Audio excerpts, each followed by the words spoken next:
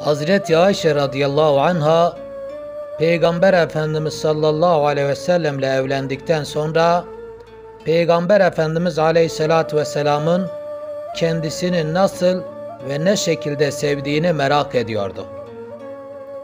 Bir gün Peygamber Efendimiz aleyhissalatü vesselama sordu.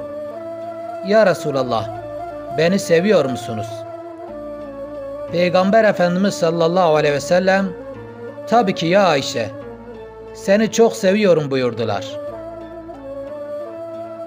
Bu sefer de Hazreti Ayşe radıyallahu anha, Efendimiz aleyhissalatü vesselamın kendisini ne şekilde ve nasıl sevdiğini merak ediyordu. Yine sordular, ya Resulallah, beni nasıl seviyorsunuz? Efendimiz aleyhissalatü vesselam, seni kör düğüm gibi seviyorum ya Ayşe. Bu cevap Hazreti Ayşe radıyallahu anhayı çok sevindirmişti. Çünkü kör düğüm açılmayan düğümdü. Açılmayan ve bitmeyen bir sevgi. Kör düğüm gibi sevmek.